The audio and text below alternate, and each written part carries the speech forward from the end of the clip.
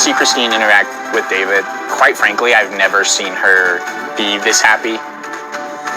And that's no slight to my dad. I think that they really tried and they gave it a hard go and that they really did love each other.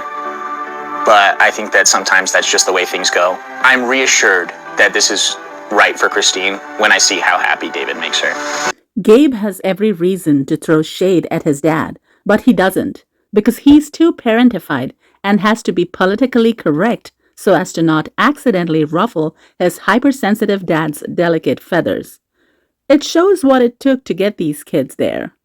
They have been systematically broken by Kody and Robin over the years, even if it was through means of utter neglect and disrespect, to the point that they do not even feel confident in their agency to speak up their truth. And it's absolutely heartbreaking.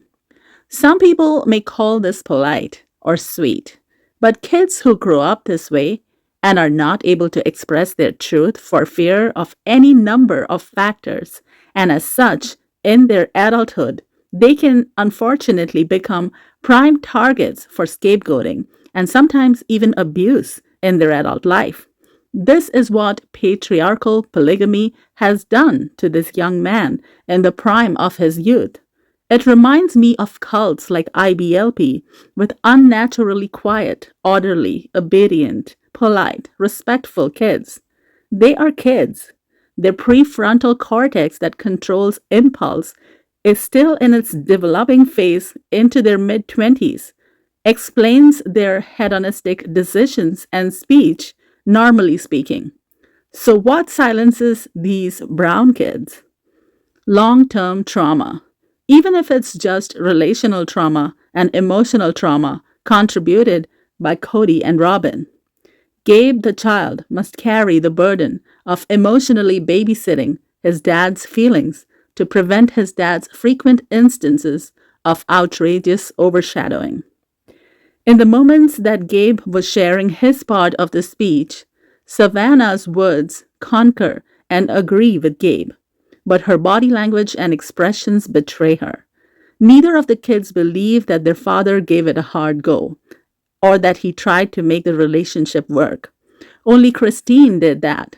But they must share credits with Kody too, because patriarchy encourages and demands such outright broad daylight stealing of credit, while placing the burden of blame, the burden of responsibility, and the burden of proof on patriarchy's victims, and those victims are always the women and children. Here in this situation too, Kody is allowed to speak his truth, even if his truth is colored by his emotional immaturity. But the women and children must be the ones that are polite. They must be the ones that are correct and gracious. And as long as that sort of oppression is normalized, as long as their agency and their voice are silenced, as long as this type of oppression is labeled as being well-mannered or being polite or being sweet, patriarchy has won the game and humanity is defeated. That's all from me tonight, everyone. Talk to you at another time on another video.